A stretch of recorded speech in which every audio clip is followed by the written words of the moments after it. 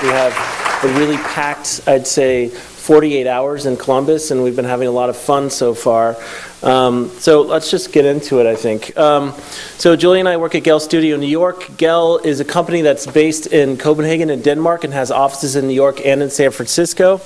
Like I said, we've been in Columbus just for about 12 hours, and so we have a few impressions. We've been listening to people. Later, after I get done talking, we're going to listen a lot to all of you and hear your thoughts and impressions about what you see in Columbus. We know that Columbus has been doing some really great planning, and so a lot of the thinking that we want to work through, we hope to build upon the existing planning that's happened in the city.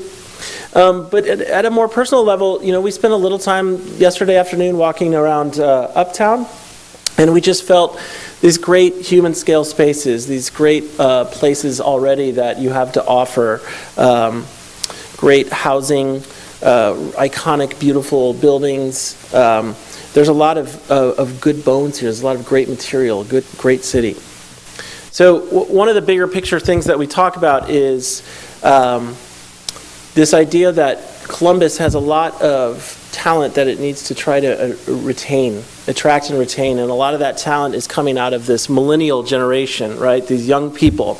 And we know from recent studies that millennials, over half of them would prefer to live someday in a walkable community, whether that be in an urban, suburban, or small town location. It doesn't have to be New York City. It can be medium and mid-sized cities. I actually grew up in a mid-sized city, and I feel the same way about this. So Gehl Studio, at Gehl, we look for mutually beneficial relationships between people's quality of life and the built environment. And that really means that people are the starting point of our work. And I'll talk a little bit more about why and how we think that way. Our firm actually started with this dude, Jan Gehl. Has anybody here heard of Jan Gehl? It's okay, we got a few people. Has anybody here heard of Jane Jacobs? Some people, some nodding heads. So Jane Jacobs, or Jan Gehl, we think about him as sort of like the European Jane Jacobs. But the point is Jan Gehl was an architect in the 60s in Denmark, and he was sitting around the table with all of his architect friends, designing these big modern monuments, egotistical driven architecture. And he ended up luckily marrying a psychologist who kind of hit him upside the head and said, where are the people in your drawings? Are you thinking about people at all? And he stopped, thankfully, and realized, no, actually I'm not. I'm not thinking about people. And actually none of us are really thinking about human beings, you and I, the way we feel when we're in a place. And so he took a left turn from the Architectural Academy and starts visiting all of the great public spaces in the world and develops a methodology of looking at people, figuring out the way they move in a space, really paying attention to who's there, what they're doing, why they're there, why they're not there. He writes a book then in the 70s called Life Between Buildings.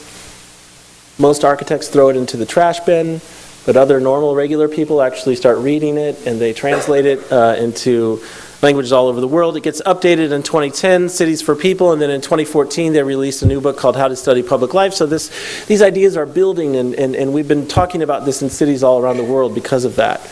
So, but the real point is that because we think about people, we actually start with life first. We look at and think about life before we think about buildings and space. So a normal, conventional architect would think about the building and then maybe hope for the life.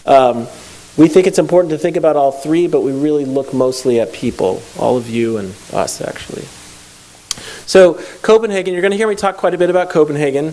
Copenhagen is a capital city in Denmark. The firm started there. It really became the lab for the firm. And if you've heard anything about Copenhagen, you've heard that it's a place where everybody is beautiful and smart, and the people are tall, and the children are above average, I guess. And to take a line from Garrison Keillor, I actually have been there several times, and I love it there. But sometimes, honestly, I get a little sick about hearing how awesome Copenhagen is, because I think U.S. cities have a lot to offer as well. But the truth is, it's pretty fantastic. And the reason it's fantastic is because the city over time has made strong commitments to the people in the city, right? So 40 years ago, if you went to Copenhagen, the scene that you see now would be completely dominated by the automobile. So all the public squares and places like that were filled with cars.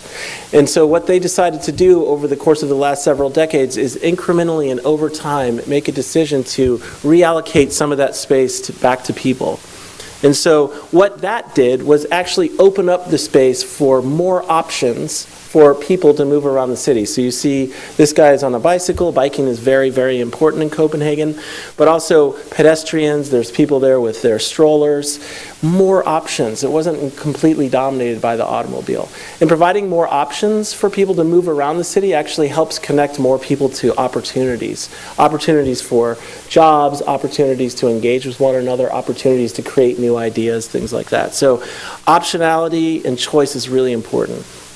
So how do we do this? We look at a space in two different ways. The first way is quantitative, and we literally get like an army of volunteers, and we go into a city or we go into a place that we're looking at, and they're armed with these clickers, and they stand there and they count people walking past at certain areas in the city. And they're looking to see how many people are going past in a given hour and who they are. How old are they? What is their gender? What is the makeup of the public life in a place? And we can see things like lots of people come out of a train station in the morning, and lots of people move out into the space over lunchtime, and lots of people come out at the end of the day. In really vibrant places, we see more activity in the evenings and the weekends because there's life, there's invitations to bring people into the space. So knowing that quantitative data is super helpful for us to understand the condition of public life and how we create more opportunities for public life. So on the quantitative side, that's the quantitative side. The second thing we do is we look at the quality of the space itself, and I'll talk more about this in a minute. The reason it's important for us to do this qualitative and quantitative survey, we call it a survey, is that it actually puts us out into the space, and we usually get a lot of volunteers to do this, and watch and look. Right? It actually is an opportunity to make people visible in the planning process. So we're going to do the workshop today, and it's going to be super fun and engaging, and we think that's really important because that's a way that we give people a voice in the planning process. But we have, probably 85 or 90 people here, which is a fantastic turnout. But by doing this, by making people visible in the process, we actually engage a lot more people this way. The two people that are walking down the street in this case are actually participating in our planning process. So we think it's important to make people visible and give them a voice. Both of these things combine to create what we call the Public Space, Public Life Survey.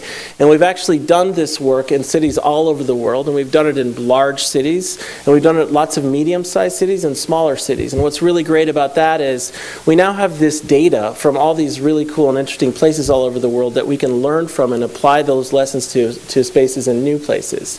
So we might find a place in Columbus, for example, that has a street section or a street size that's similar to one in Brazil or in Australia, and we can learn from those places and apply those lessons that way. So another reason why we do this, we believe that you measure what you care about. And all cities have traffic departments, of course, and they have really amazing, perfect statistics concerning traffic and parking. And what that means is that cars are really visible and ever present in our planning process. And the outcomes of our planning process are typically dictated by the car, because that's what we measure. We don't know that many cities, though, that are actually collecting statistics about people in public life. And so because of that, the outcomes are actually shifted and skewed towards the car. We're seeing this change a lot, and we hope to be part of that. And we'll give you some examples of how that change can happen. But we really do believe that you measure what you care about. We also believe that the design of cities really affects our behavior. And this is like an example of how it affects our behavior at a much bigger scale, at like a regional scale, to a city scale, down to the very details that we actually interact with on a daily basis. So this is a trash bin in Copenhagen. And because Copenhagen, they actually go out and really pay attention and look and see what's happening in their public squares. They started noticing this phenomenon. A few years ago, it became very, very popular for people in the public squares in the summer to get a big pizza and share it with their friends. And then these pizza boxes started just piling up on the trash bins, which made the place kind of not feel so good. Because they actually saw that and paid attention to that, they came up with a pretty simple solution, right? We just take a pizza box size hole in the trash bin, and all of a sudden that problem goes away. And that was just a very simple, sensitive solution just because we were keeping our eyes open. The other thing is that we need to watch people because people behave idiosyncratically, right? They don't behave the way that computer models predict. We're all independent people. And so there might be a crosswalk, but these folks might think it's easier and better to walk in a diagonal line across the street. We are independent people. We don't always do the things that were intended, right? So this says no here, but look at that, right? It doesn't actually cost that much also to create great, wonderful social conditions, right? Places for people to gather. These are just two really cheap tables, right? Just set up outside this little restaurant, and this looks like a really warm and wonderful human gathering. We know that cultures are different, and climates are certainly different. But we think the way that people inhabit and use space is universal. There are lots of reasons why we're all really very similar, actually. So we're all a walking animal, more or less, right? We're small, we're pretty slow, we're sensitive. We take the world in through this kind of a cone, right? Like we kind of generally see space this way. We don't do a lot of this. Maybe if you're in New York City for the first time you do this until your neck hurts. But generally we're looking out like this. Our senses are really important. We take in the world through sight, sound, smell. The places that are trying to sell things to us engage back at us that way. We actually need a lot of stimuli, right? So the human brain needs about 1,000 stimulations, 1,000 things that change per hour in order to feel good, in order to feel alive, right?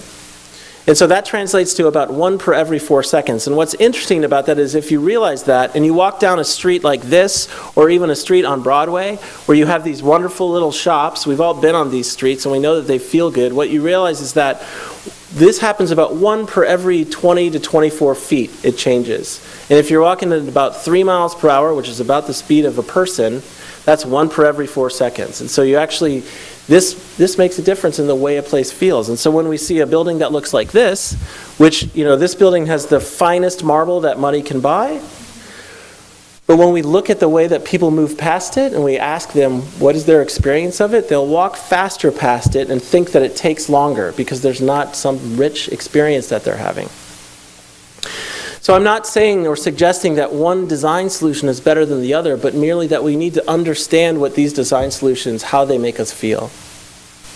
So even if it's not a high-end modern design, having a kind of relentless facade like this also makes us feel bad. It makes us feel like we're not engaged. So we just have to think about these things when we're designing and working on our streets. We talk about really obvious things, right? Like we walk in the shadow when it's hot, and we sit in the sun when it's cold. We also know that man is man's greatest joy. So what I mean by this is that all of us, whether we're introverts or extroverts, like to be around and watch other people, generally. And we like to be in a space where we can learn from other people. And I really love this picture because these guys are they're in their own world, like jamming on their guitar. And this little girl over here is learning a lot right now. She's learning the moves to be a guitarist. I'm not quite sure about this shirtless guy in the back, though. So somehow I just noticed that guy. All right, we'll move on from that. So we think about the way we interact with people at different distances, right? So if we see a person from 100 meters, you can kind of detect movement and posture. From 80 meters, you can see age and gender. From 50 meters, you can see hair color and other characteristics. From 10 meters, you can start to see facial expressions and emotions. At 1.5 to 3.5 meters, that's social distance. You can start having contact, like Julia and I could start talking at this distance, right? Maybe a little too far. At 0.5 and 2 meters, that's personal distance and conversation. And then closer than that is like an intimate experience, right? So what does this mean? Kind of no matter where you go in the world, if you're looking at a group of people that are interacting with one another, the circle around them is around 1.3 to 3.5 meters, no matter where you are, right? So next to a bench, next to the wharf, in an office setting, on the sidewalk, on the beach even. And so when we think about that and we think about the way our public spaces are designed, we can see some spaces and you can understand really why they don't work very well. I cherry-picked these. They're not very nice spaces, I know, but it's pretty obvious why they're not working. The benches are too far apart. They're rigidly fixed. There's no shade. There's nothing to make you feel comfortable. They're not human scale. The other thing we talk about, and it's something the mayor mentioned that's really important, which is that if we're considering the entire spectrum of public space or open space in the city, we really need to start thinking about the streets as an opportunity as well. That the street is a 21st century place. It's an asset of the city. And so that asset can fulfill many, many public space needs beyond just the automobile. And we're going to show some examples of that. So the first example is in Mar del Plata, Argentina. And here you can see we have some examples of people doing the survey. They're out, they're observing, they're watching, they're counting people. We looked at many different parts of this city, and I'm going to talk about one in particular. It was about an 8-block stretch of the city. And after looking and counting, what we realized there is that on that street, over 3/4 of the people that were in that street at any given time were actually pedestrians, and only 1/4 of the people that were in that street at any given time were actually in cars. But over 64% of the space was actually given to cars, right? And only 17% of that space was for people. And then we saw an opportunity because we saw that 20% of the space was actually obstructions, things that prohibited people from moving up and down on the sidewalk. And so we proposed some really simple solutions. This one was just, we're going to remove, if you can see on the blue at the corners there, we're going to remove a few parking spots and just give that to people. Put some tables and chairs there and allow people to sit in that space. The other thing that was really important is that when we propose things in the public realm, we know that it makes people nervous. It's a big deal to do something in the public realm. And so we try and do things where we use a pilot process, where we actually used really simple temporary measures, right, to try an idea out and to get everybody to experience it in the real world and then give us some feedback about that idea.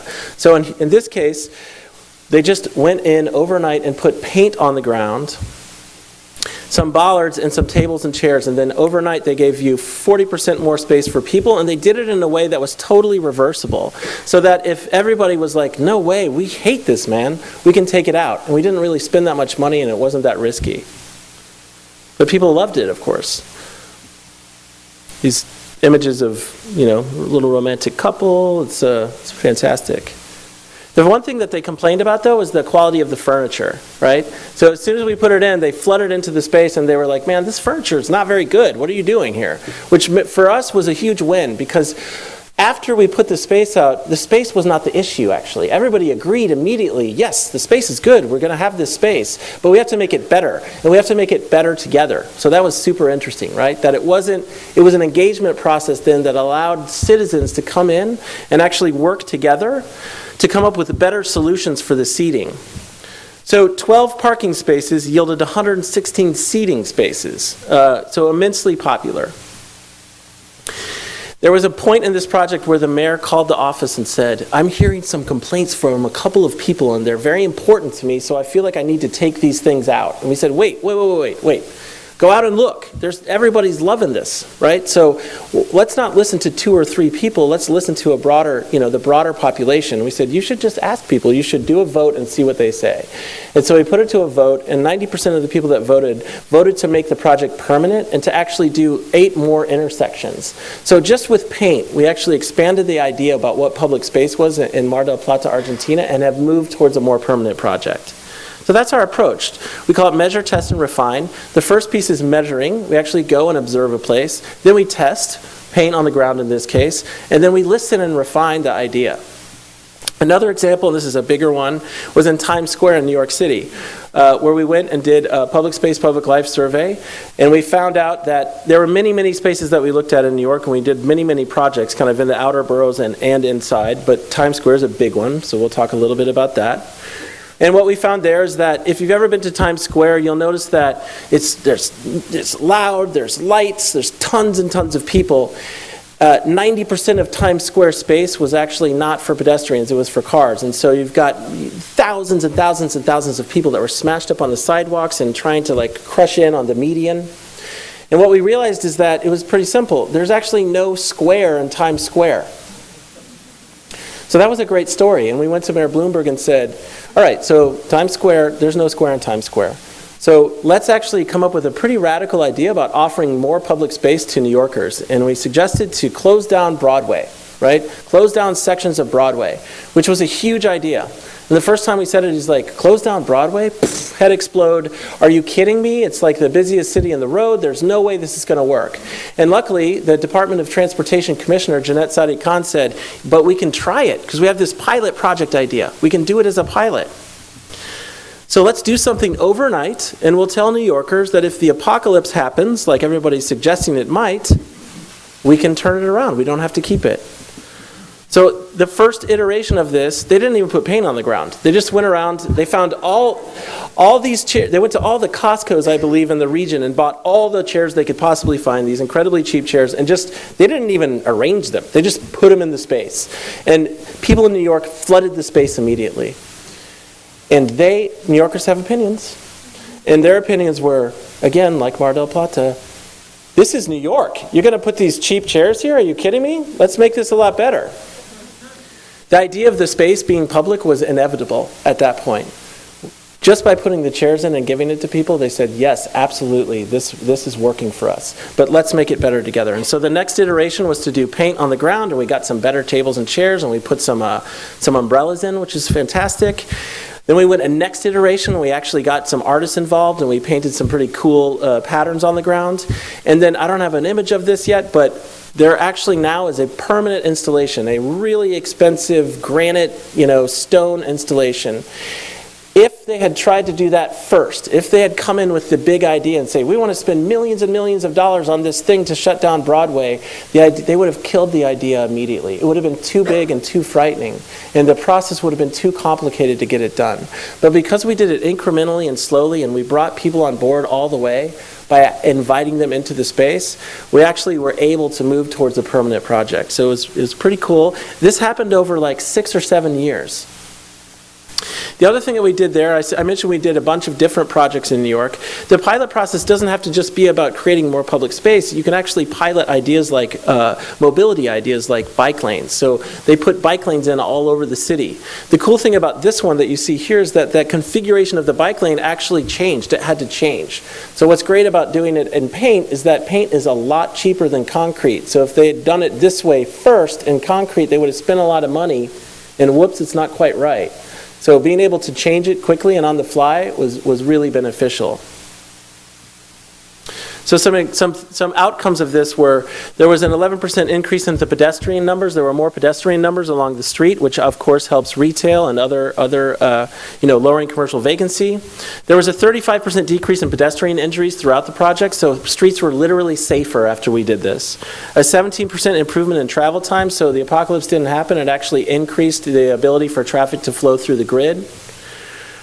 This is hard to see, but in some of the other spaces, we saw a 172% increase in retail sales. The retail sales went up, lowered vacancy rates.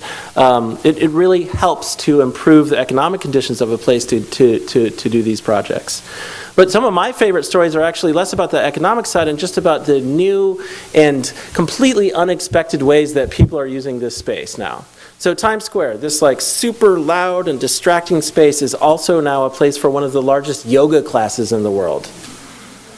So who would imagine that this would happen? They had one of the largest snowball fights in the world. And this is just that people, when given the opportunity to use space in a creative way, will generally do it.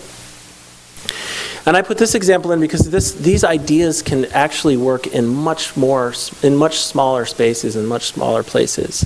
It doesn't have to be in New York City. It can be these wonderful, it can be blocks within Columbus where these ideas can be expressed. So this is an example from London.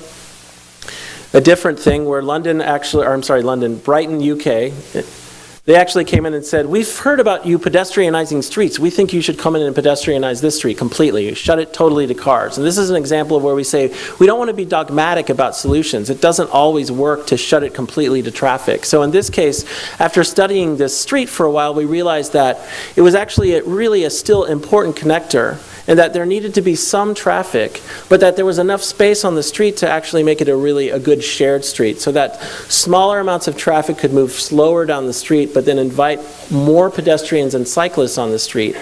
And what happened there is that we rebalanced the street for a deeper variety of users. And then that changed the street from just a street to becoming a vital civic destination and a place for people to meet with one another, play chess. They have demonstrations there. They do all sorts of things. We have a slide where they do like a ballroom dancing thing here. It's really cool. These ideas can also be expressed in a way that invite young people to participate. So this is a project in Washington, D.C., where the idea about creating more space was obvious, but we thought it was a really cool opportunity to engage with the community directly. And so we have children actually out in the street helping us design and paint the street. These ideas can be super modest and have really, really big and significant impacts. So this is called a parklet, and it's literally just a couple of guys actually in our San Francisco office several years ago. We're looking out on the street and realized that, you know what, if I put quarters into the meter there, I've rented that space. And so I don't have to put a car here, I can put a park here. And so they rolled out this thing, they would put quarters in for 8 hours, they rolled it out. Like 2 minutes later, this guy sits down with his newspaper and people start using this space, like really quickly, right? And then at the end of the time, when the meter was up, they just rolled everything back up and took it away. People had taken pictures of this thing. The idea kind of went viral. They did it a few more times, and now there's this worldwide phenomenon actually called Parking Day, where people in cities all over the world, literally all over the world, are doing these really cool things called parklets now. And so super little modest incremental moves actually can change the game over time.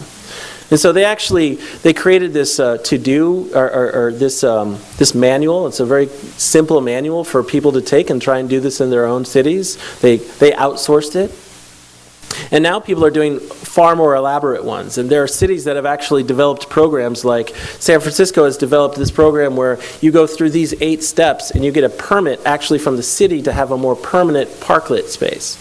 So just really interesting small things that can lead to big ideas. So I'm going to talk a little bit about quality, and then we're going to actually break and go and listen to one another talk about Columbus in particular. So quality criteria. Why is this important? So over the years, we've looked at lots and lots and lots of public spaces and streets, and we've come up with probably hundreds of things that you need to think about when you're trying to design or make a great public space. We've boiled it down to these 12, and there's basically 3 categories. The top one is protection, and that's probably the most important one.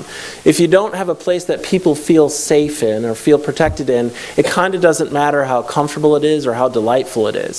So we think a lot about protection, but then we move into comfort, and then we move into enjoyment. So when I talk about feeling safe, I'm talking about things like people need to feel safe against protection against traffic and accidents. What's interesting is that feeling is different from one city to the next, right? So in this place, people feel safe sitting about 8 inches away from the traffic in this case, because in this place, the traffic probably moves quite slowly, and as a place, it's actually accustomed to being much closer. I think a lot of it has to do with speed here. It's a little bit slower, so people are not that concerned. These drivers have been driving around this square for a while, and they know they need to look out for pedestrians and people that are sitting in the cafe. This place is in my opinion, would be completely crazy, but everybody here feels very, very safe because everybody's aware that everything is happening all around them. So this is a trolley that's going by. There are people walking across the street. There's probably a car outside the frame. It's a different place. But again, people feel safe. Otherwise, they wouldn't be there. This is Mexico City. It's a different place. This looks a little bit also like a street in New York City, where in this place, safety is actually about getting a little bit clearer separation, right? So pedestrians on one side, a protected bike lane, and then cars.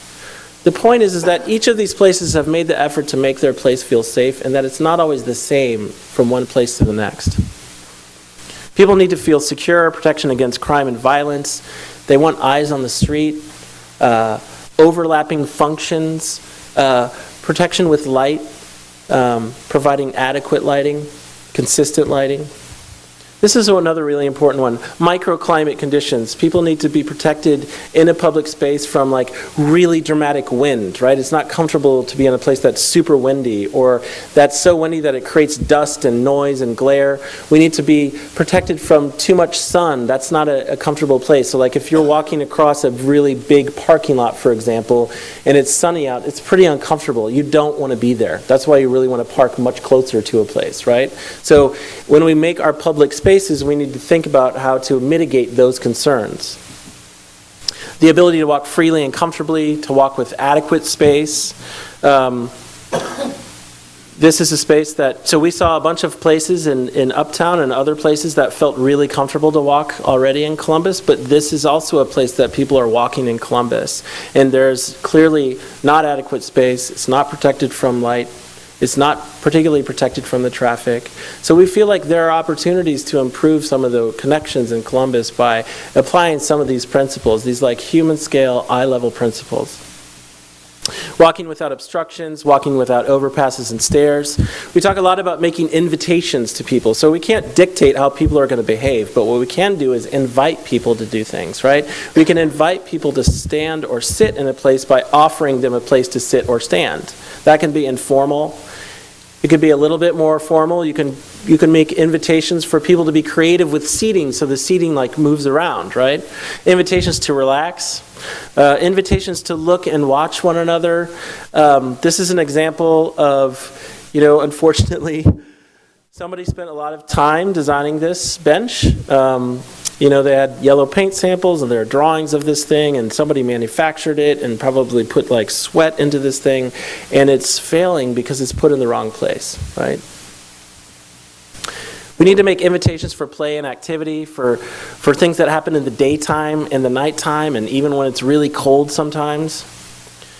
And then if we make those comfortable invitations, we can actually get really deep and do some really delightful, enjoyable places that have a human scale, right? That buildings and spaces that are designed for humans to feel comfortable next to them. That's why a lot of the streets in Uptown feel so good, because they create this human scale experience. Places that interact with our senses, right? I guess places that make you want to dance. Places that have a strong sense of identity and a connection to history or local identity. So we think some of those places are here right now. So that sort of draws to a close our presentation.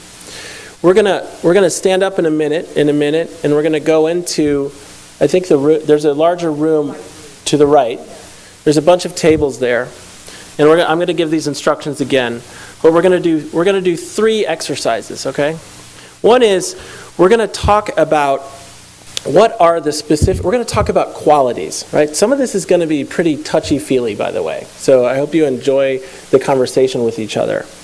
We're going to talk about public space, public life qualities. Then we're going to ask you, what is your favorite place in Columbus and why?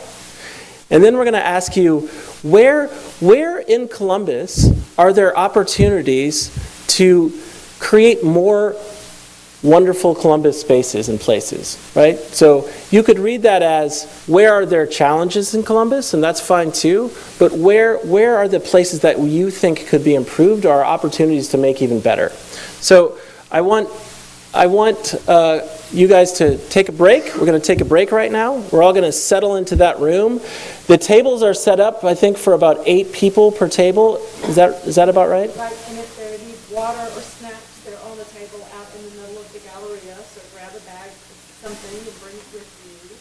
Great. So let's take like 5 to 10 minutes to get water and snacks, and then I'll meet you in the other room, and we'll all sit at those tables.